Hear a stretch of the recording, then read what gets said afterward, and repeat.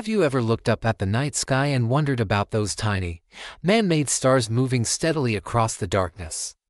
Those are satellites, and there are thousands of them orbiting our planet right now. But how do they stay up there? Why don't they just fall back down to Earth, or fly off into deep space? It's a great question, and the answer is a beautiful dance between speed and gravity. Let's start with a simple thought experiment. Imagine you're standing on a very tall mountain and you throw a baseball. It travels a certain distance before gravity pulls it to the ground. Now, what if you throw it harder? It goes further, right? The path it takes is a curve. Now, imagine you could throw that baseball so incredibly fast that as it falls towards the Earth's surface curves away from it at the exact same rate. If you could do that, the baseball would never hit the ground. It would continuously fall around the Earth.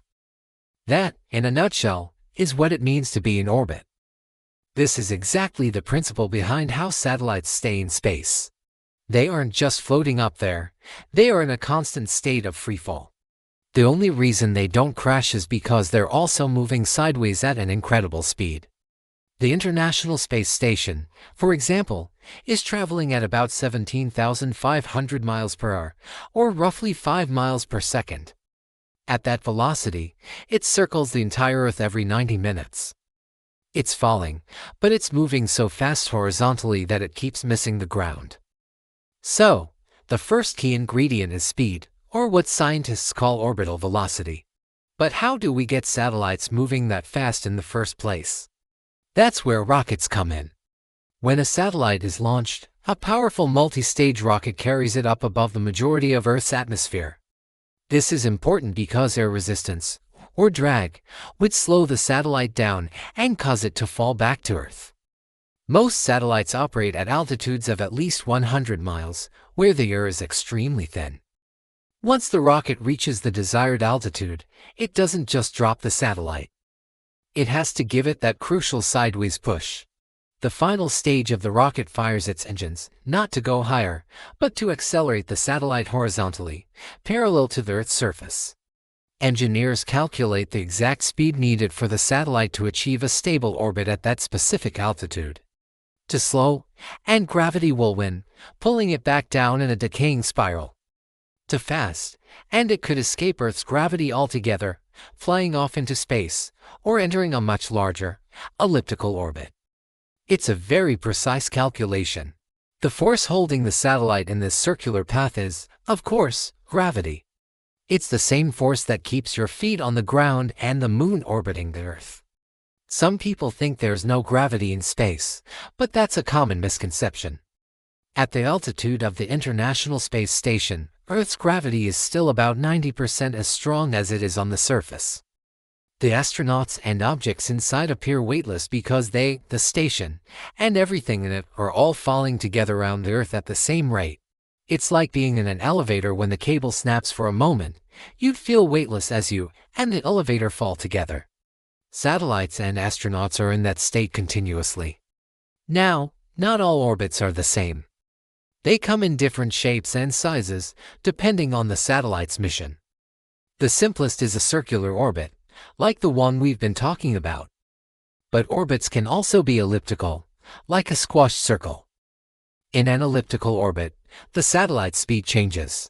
It moves fastest when it is closest to the Earth, a point called perigee, and slowest when it is farthest away, a point called apogee. This happens because as the satellite gets closer to Earth, gravity's pull gets stronger, accelerating it. As it moves away, gravity slows it down. This is based on principles discovered by Johannes Kepler hundreds of years ago. The altitude of the orbit is also critically important. Satellites in low Earth orbit, or LEO, are relatively close, typically between 100 and 1,200 miles up. This is where you'll find the ISS and many Earth observation and imaging satellites, like the ones that provide the pictures for your mapping apps. Because they're close, they have to move very fast to counteract gravity, completing an orbit in as little as 90 minutes. This means they are constantly moving across the sky from our perspective. Then there's medium Earth orbit, or MEO, which is home to navigation satellites, like the GPS network. These orbit at an altitude of around 12,000 miles. At this height, their orbital period is about 12 hours.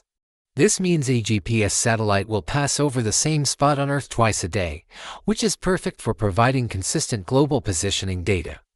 But perhaps the most fascinating orbit is the geostationary orbit, or GEO. This is a very specific, high-altitude orbit at exactly 22,236 miles above the equator. What's so special about this altitude? Well, at this height, a satellite's orbital period is exactly 24 hours, the same amount of time it takes for the Earth to rotate once on its axis. If the satellite is orbiting in the same direction as the Earth's rotation, it appears to hover over a single, fixed point on the ground. This is incredibly useful for communications and weather satellites. The satellite dish on your house, for example, points to a specific spot in the sky because the communications satellite it's talking to isn't moving from its perspective. So, we've established that speed and gravity keep satellites in their orbital path. But does it last forever? Not exactly. Even in low Earth orbit, there are still trace amounts of atmospheric particles. Over time, this very slight drag acts like a brake, causing the satellite to lose a tiny bit of speed and altitude with each orbit. This process is called orbital decay. For satellites in LEO, this means their orbits will eventually decay to the point where they re-enter the atmosphere and burn up. To combat this, satellites need a way to make small adjustments to their orbit. This is called station keeping. Most satellites are equipped with small engines or thrusters. Periodically, ground controllers will command the satellite to fire these thrusters for a short burst to give it a little boost, pushing it back up to its correct altitude and speed. The amount of fuel a satellite carries for these maneuvers is often the main factor that determines its operational lifespan. Once it runs out of fuel, it can no longer maintain its orbit, and its mission is effectively over. For satellites in higher orbits like GEO, orbital decay is much less of a factor. But they still need thrusters to correct for small perturbations caused by the gravitational pull of the Sun and Moon. When a large satellite in a high orbit reaches the end of its life, it would be dangerous to let it just fall back to Earth randomly. So, operators often use the last of its fuel to perform a final maneuver. For GEO satellites, they are often pushed into a higher graveyard orbit, a few hundred miles above the geostationary belt, where they won't pose a collision risk to active satellites. For some satellites in lower orbits, a controlled deorbit burn is performed to ensure they re-enter the atmosphere over an unpopulated area, usually the South Pacific Ocean. So, to sum it all up, satellites stay in space through a delicate balance. A rocket gives them an initial push to a specific altitude and, more importantly, an incredible sideways velocity.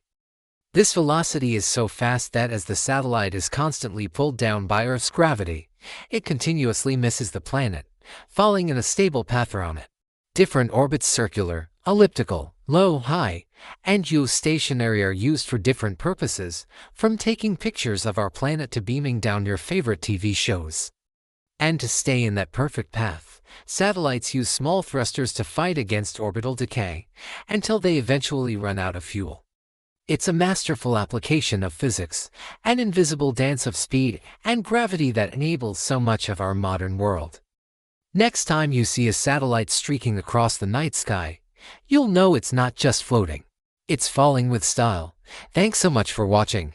If you found this interesting, be sure to hit that like button and subscribe for more explanations of how our world works. See you in the next video.